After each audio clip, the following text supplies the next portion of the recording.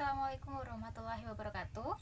Perkenalkan, nama saya Sinta Dwi Febrianti dari program Studi Manajemen S1. Di sini saya akan mempresentasikan materi bank dan lembaga keuangan lainnya bab 5, yaitu mengenai kegiatan pengalokasian dana.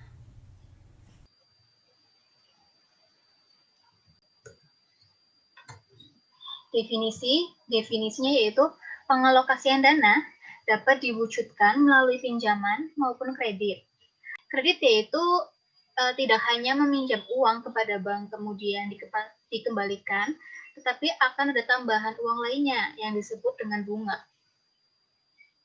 Dan sedangkan pembiayaan yaitu hampir sama dengan kredit, hanya saja dalam pembiayaan tidak ada bunga, melainkan untuk keuntungan dibagi dengan cara bagi hasil. Yang kedua yaitu ada unsur-unsur kredit. Yang pertama ada kepercayaan. Kepercayaan itu artinya pemberi kredit percaya kepada nasabah bahwa nasabah akan membayar dana yang telah dipinjamnya. Yang kedua yaitu ada kesepakatan. Kesepakatan antara pemberi kredit dengan atau kreditor dengan nasabah dituangkan dalam sebuah surat yang isinya terdapat jangka waktu, resiko, jumlah bunga, dan lain sebagainya. Yang ketiga yaitu ada jangka waktu. Jangka waktu yaitu mencangkup masa pengembalian dana. Yang keempat ada resiko, yaitu semakin besar jumlah uang yang dipinjam dan semakin lama dalam pengembaliannya, maka resiko yang akan diterima oleh nasabah pun akan semakin besar.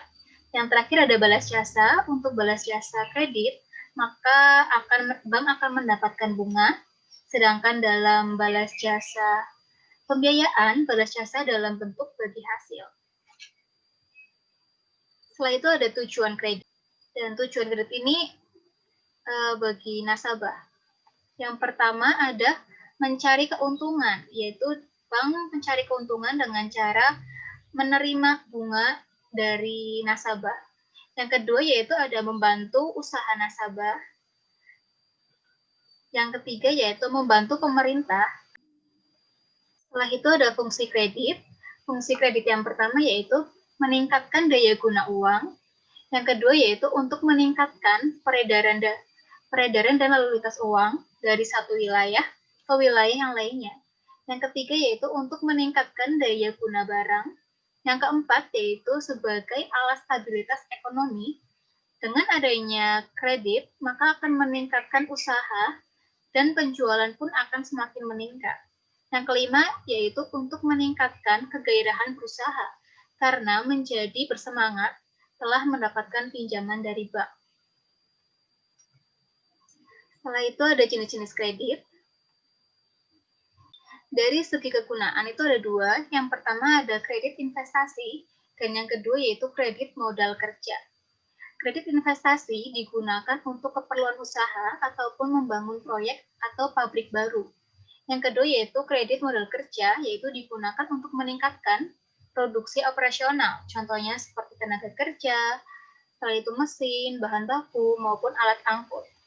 Setelah itu yang kedua yaitu dari segi tujuan kredit, yaitu yang pertama ada kredit produktif, konsumtif, dan juga kredit perdagangan. Kredit produktif yaitu kredit untuk meningkatkan usaha.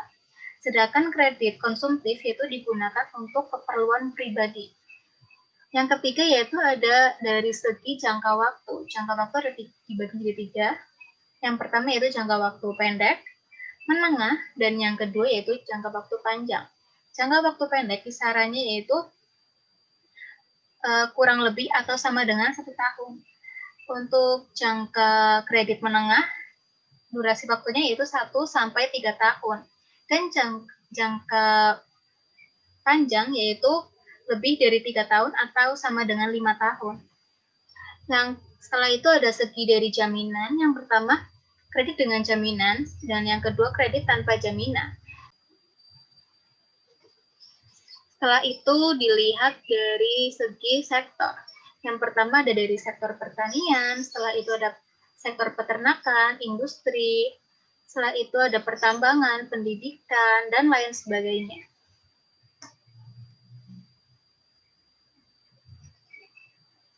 jaminan kredit. Nah, jaminan kredit dibagi menjadi dua, yaitu dengan jaminan dan tanpa jaminan. Kredit dengan jaminan itu dibagi menjadi beberapa hal lagi. Yang pertama ada jaminan benda berwujud, yang kedua jaminan benda tidak berwujud, dan yang ketiga jaminan orang. Jaminan benda berwujud yaitu dapat berupa tanah, kendaraan, rumah, dan lain sebagainya.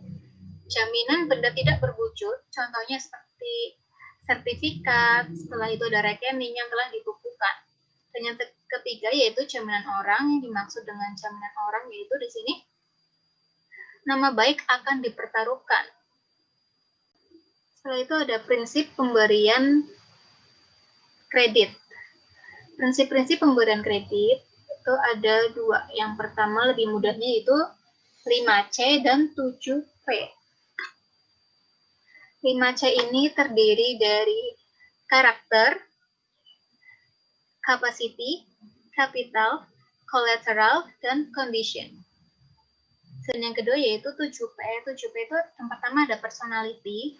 Personality itu mencangkup mengenai sifat atau karakteristik dari si peminjam dana. Tentu bank itu akan mencari seorang, akan memberikan pinjaman kepada seorang yang memiliki personality maupun karakter yang baik.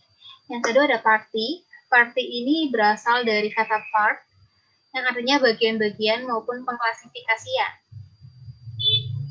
Dan yang ketiga ada purpose ataupun tujuan, itu tujuan nasabah mengambil kredit ataupun meminjam dana. Apakah untuk pendidikan, pembangunan usaha, maupun yang lainnya. Setelah itu ada prospek, yang kelima ada payment atau cara dalam nasabah melakukan pengembalian dana kepada bank. Selanjutnya yaitu ada profitabilitas atau analisis dalam kemampuan mendapatkan laba. Dan yang terakhir ada protection, yaitu menjaga agar usaha dapat terlindungi. Nah, biasanya dilakukan dengan cara mengansurasikan usaha tersebut.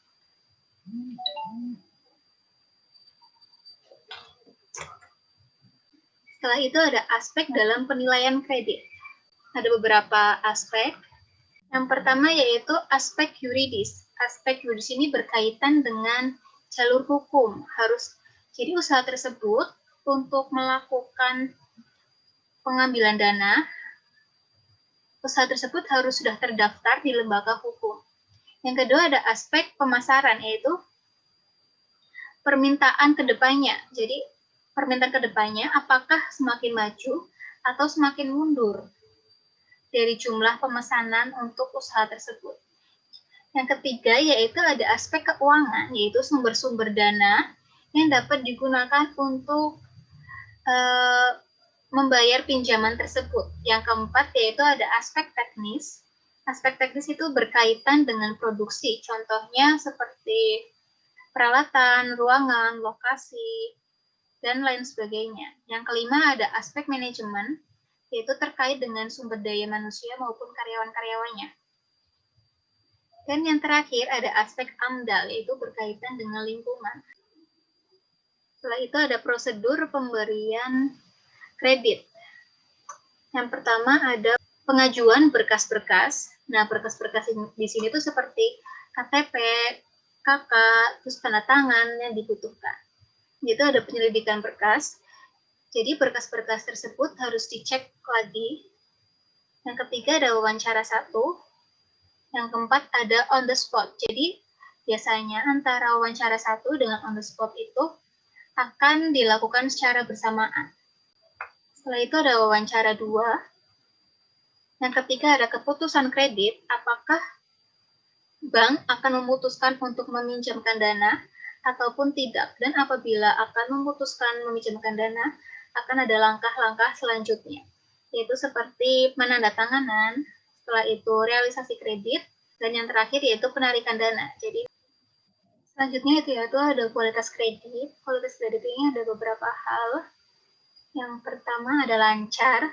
Lancar berarti nasabah dapat membayar pinjamannya secara tepat waktu. Yang kedua dalam perhatian. Dalam perhatian ini artinya nasabah terlambat membayar uang Jangka waktunya itu antara 1 sampai 90 hari.